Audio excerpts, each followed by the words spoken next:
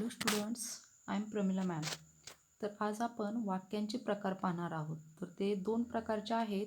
पहिला आहे अर्थावरून पडणारे प्रकार आणि दुसरा आहे वाक्यात असणाऱ्या विधानाच्या संख्येवरून पडणारे प्रकार. म्हणजे वाक्यांचे प्रकार दोन प्रकारे असतात. एक अर्थावरून पडतात आणि दुसरं असतात विधानांच्या संख्येवरून. तर अशा प्रकारे अर्थावरून पडणारे 5 प्रकार आहेत. पहिला आहे विधानार्थी वाक्य, दुसरं प्रश्नार्थक, तिसरं आहे उद्गारार्थी, चौथा आहे होकारदर्शक आणि पाचवा आहे नकारार्थी. तर विधानावरून वाक्याचे प्रकार ते पडतात 3. त्यातलं पहिलं आहे केवल वाक्य, दुसरं संयुक्त वाक्य आणि तिसरं आहे मिश्र वाक्य. आता पहिलं जे आहेत विधानार्थी वाक्य, तर ज्या वाक्यात केवळ विधान केलेले असते त्यास विधानार्थी वाक्य असे म्हणतात. अशा वाक्याची सुरुवात कर्त्याने होते व शेवटी पूर्ण विराम असतो. मोर नाचू लागला, मयुरी शाळेत जाते. तर ही त्याची 2 उदाहरणे आहेत. विधानार्थी म्हणजे केवळ एकच विधान असते. दुसरं आहे प्रश्नार्थक वाक्य. ज्या वाक्यात प्रश्न विचारलेला असतो त्याला प्रश्नार्थी वाक्य असे म्हणतात. म्हणजे पहिलं उदाहरण आहे तुम्ही मुंबईला कधी जाणार आहात आणि दुसरं उदाहरण आहे कठीण समय येता कोण कामास येतो. आणि वाक्याच्या शेवटी या ठिकाणी प्रश्नचिन्ह दिलेलं आहे. म्हणजे वाक्यामध्ये प्रश्न विचारलेला आहे म्हणून हे प्रश्नार्थी वाक्य आहे.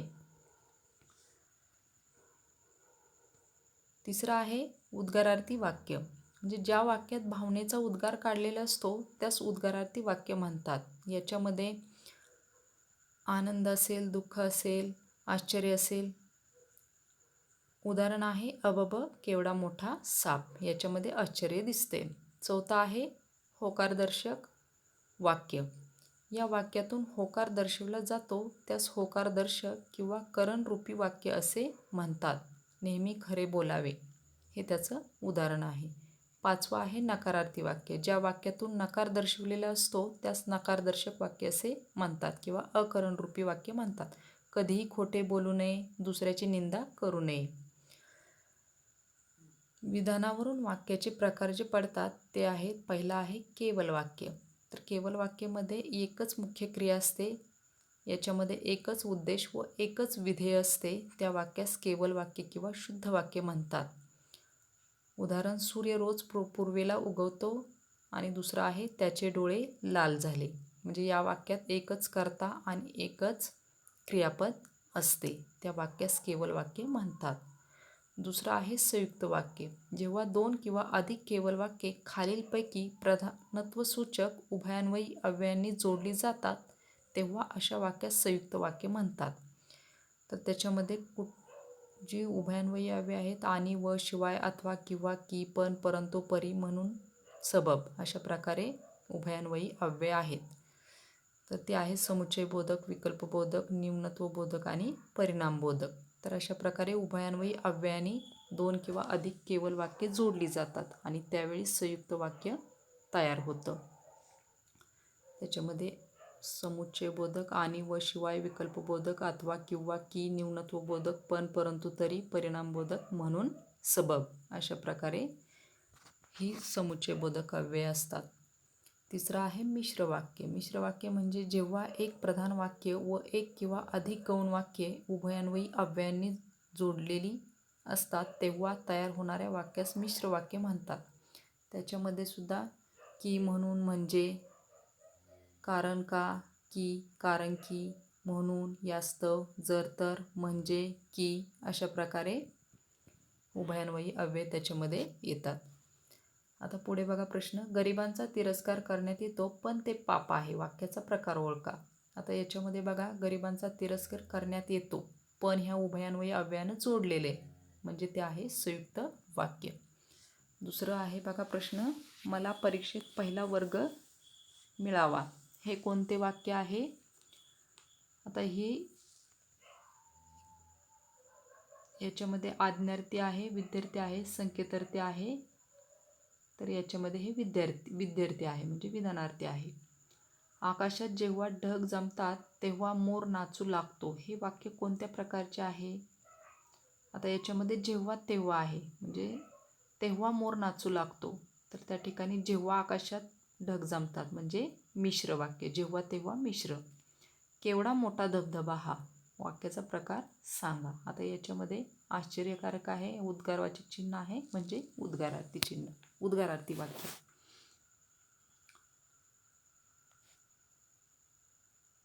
पुढचा प्रश्न आहे, रोज पहाटे आम्ही फिरायला जातो किंवा घरीच व्यायाम करतो. या वाक्याचा प्रकार ओळखा. तर मिश्र वाक्य, गौण वाक्य, संयुक्त वाक्य यापैकी नाही. तर ते आहे संयुक्त वाक्य, किंवा ने जोडलेलं आहे. खालीलपैकी कोणते वाक्य संयुक्त नाही? जे चकाकते ते सोने नसते. जे चकाकते ते चकाकते म्हणून सोने आहे. तर याच्यामध्ये जे चकाकते ते सोने नसते हे संयुक्त नाही, कारण याच्यामध्ये उभयान्वयी अव्यय नाही. आणि संयुक्त वाक्य आपण पाहिलं तर उभयान्वयी अव्ययानं दोन केवल वाक्य जोडलेली असतात. पुढे व किंवा आणि ही उभयान्वयी अव्यय जोडून कोणते वाक्य तयार होते? मिश्र, संयुक्त, केवल यापैकी नाही तर संयुक्त. आपण व्याख्या पाहिलेली आहे. वाक्य रूपांतर म्हणजे अर्थाला डॅश डॅश रचनेत केलेला बदल, म्हणजे बाधा न आणता वाक्य रूपांतर करताना अर्थाला बाधा नाही आली पाहिजे. तानाजीला लढता लढता वीरमरण आले हे वाक्य कोणत्या प्रकारचे आहे?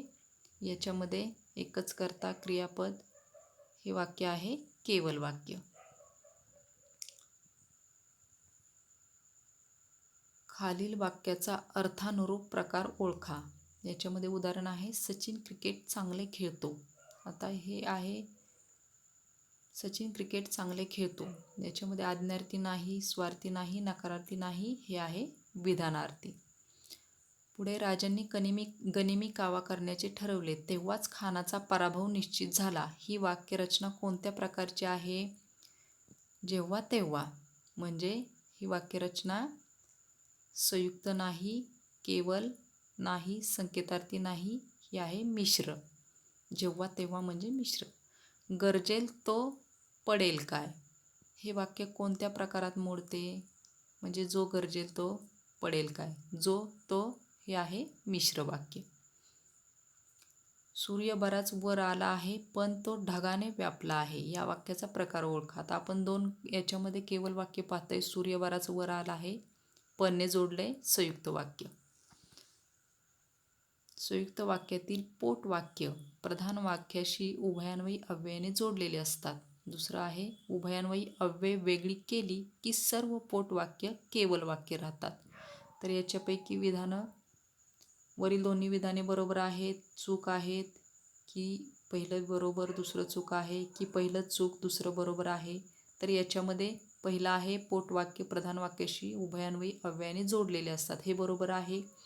आणि उभयान्वयी अव्यय वेगळी केली की आपण पाहतो की दोन वेगवेगळे आपल्याला केवल वाक्य त्या ठिकाणी मिळतात, म्हणजे दोन्ही वाक्य बरोबर आहेत. तर पुढे वाक्य विचारात मिश्र वाक्य या वाक्य प्रकाराचा विचार केला जातो. यात म्हणजे कशा कशात विचार केला जातो की एकच केवल वाक्य असते, गौण वाक्याचा मुळीच विचार केला जात नाही. जे ते जेव्हा तेव्हा या उभयान्वयी अव्ययांचा वापर केला जातो, केवळ प्रधान वाक्यावरच भागते. तर याच्यापैकी जे ते जेव्हा तेव्हा या उभयान्वयी अव्ययांचा वापर केला जातो हे विधान बरोबर आहे. कठीण समय येता कोण कामास येतो? या वाक्याचा प्रकार ओळखा. याच्यामध्ये पहा, विधानार्थी नाही, उद्गारार्थी नाही, नकारार्थी नाही, याच्यामध्ये शेवटी प्रश्नचिन्ह दिलेलं आहे, म्हणजे हे प्रश्नार्थी वाक्य आहे.